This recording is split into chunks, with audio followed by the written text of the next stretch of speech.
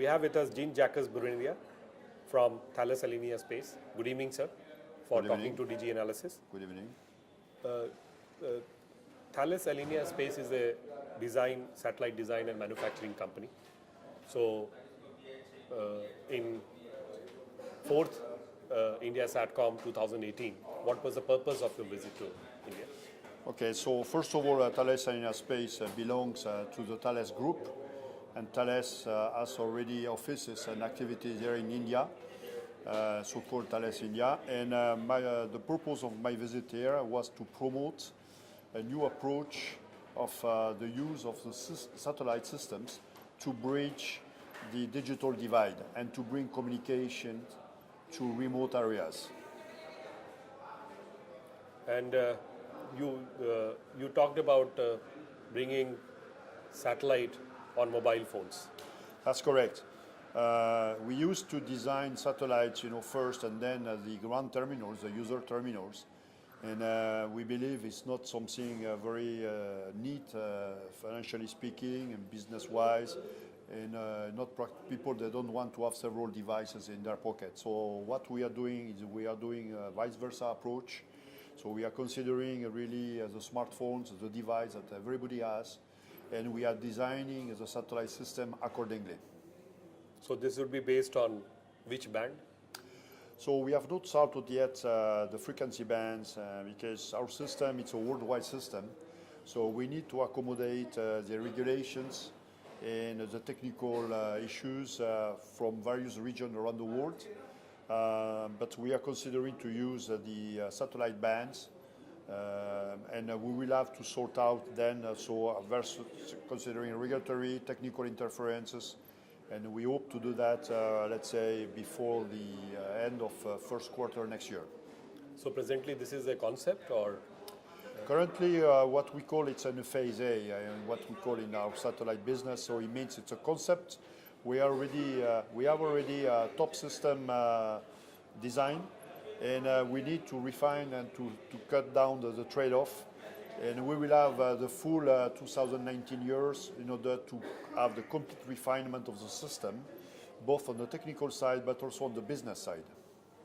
So who will take care of the satellite and who will take care of the ground systems and the end device? So what we call the ground device, I mean the user devices, of course, the smartphones, it's what you have in your pocket, and so we are not going to change that. We are discussing with the device as a manufacturer to make sure that our concept, of course, is feasible. And we thus are making the design of the whole satellite system. So such that this system can be plugged into the terrestrial network for the 5G. Because what we are looking is a 5G standard. We are not looking the current 4G standard for this concept. And how many such satellites are you planning to launch to provide worldwide coverage? So the satellite system will be composed of two types of satellites. One or low orbit satellites, constellation, and then also we will use a geostationary satellite. For the LEO satellite, the low orbit satellite, we will be several hundred of satellites. And we can increase the number of satellites as per the demand of communication from the end user. And have you also finalized the launch vehicle for these satellites? Launch vehicle, so you know probably, we need to have several. First of all, because of the number of satellites to be launched, and also because if there is an issue on one launcher, you need to have others. So we are planning the classical list of the launchers. Of course, it could be PSLV from India. It could be the Americans, Blue Origin, Heavy Falcon. And also, of course, the Ariane 6 and Soyuz launchers. So we are planning those type of launchers, and we have to be compatible for all of them. So how is your satellite different from the high throughput satellites that we are seeing from other competitors? Well, today we are still for the high throughput satellite. First of all, it's a geostationary satellite in that case, and we have been ordered recently by Eutelsat satellite, which has close to 1 terabyte, 1 terabyte capacity. So that is a big geostationary satellite. For the constellation, as I said, we can have the capacity will be made by the number of satellites, and we need to discuss with mobile network operators to better understand their needs in terms of market and in terms of also technical requirements before we set up the overall capacity of the constellation. What would be the cost of the ground station and the end device? Well, again, the ground terminal will be what you have in the pocket, and then we will have what we call gateways to connect, of course, the satellite to the network. And I would say this type of price will be of what is made today on the market when you have a good competition. And will this help in what we can say video delivery, or? Of course. What we are planning on the smartphone, we are planning to have a download of 10 megabytes per second. So you will get video, photo on your smartphone. And then on fixed terminal, you'll be higher. On the vehicle you have a higher capacity. So the minimum will be on the smartphone with 10 megabytes download and 1 megabyte upload. And are you planning to associate with Indian industry in some way or the other for your satellite project? Not only for the production, but also for the design. We are open. Whenever it makes sense, we are open to partner with the Indian industry, with ISRO, obviously, being leading all the design in space, but also with a software company, because this type of constellation, this type of concept will require a lot of software for the base station. So we are ready to cooperate. Is this unique thing that you are doing, or there are other competitors who are also moving under the same path? Well, as far as I know, as far it is advertised on newspaper, we are the single company for the time being, and in order to, let's say, consolidate our position, we have several patents ongoing, technical patents ongoing, in order to really protect, let's say, our interests, because obviously after this type of forum advertisement, people will wonder, it's a good idea, maybe we could do it. The brand new approach we are promoting here is we don't have any more isolated satellite systems, because today everything is isolated. They are not talking to each other. With the advent of the 5G, we will have the satellite completely embedded in the terrestrial network, seamlessly operated. And for the end user, they will not notice if it is satellite or terrestrial network providing the telecommunication. What's the total cost of the project, and who is funding this project? Well, you can understand I cannot disclose any cost, even estimate cost. And the funding, we are working on a business model. We need to refine. Here also we will have something new from what is done usually. So any commercial time frame that you are looking at for launching this particular project? Yes, that I can say that we are shooting for having the system ready for operation at the end of 2024. And how many spot beams will India have from your satellite, or how many satellites will India cater to? That is also depending on the discussion we will have hopefully with to be selected MNO partners in India, defining the needs, what they would like to have. And as I said, we will customize the constellation accordingly. So for the time being, obviously India being so large, there will be several beams, but we can have from 20 beams to much more if needed. So will every country have its own ground station or gateway? Yes, it's what we are planning to for sovereignty reasons. We understand completely that most of the countries want to know what is going through, let's say, the satellites for various reasons, for terrorism whatsoever. And so, yes, there will be a gateway, at least one gateway per country.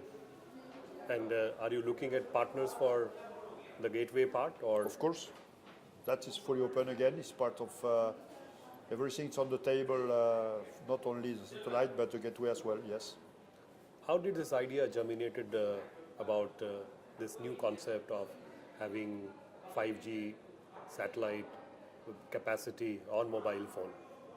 Well, first of all, many of my colleagues are coming from the former Alcatel company, which was a telecom company. And we do realize also that the MSS service from satellite today, many of those MSS services are on the edge for balancing, let's say, the revenue versus the expenses. So profit is not so big. It's a niche market. So, as taking things vice versa, you will get the satellite design for what exists on the ground. So that has been, let's say, a group thinking, trade-off, saying, okay, what new, what will make sense, in terms of design to bring communication to the people? Because again, people, they don't want to have many devices in their pockets. They want to have something simple, affordable, which is the key inputs for designing the system.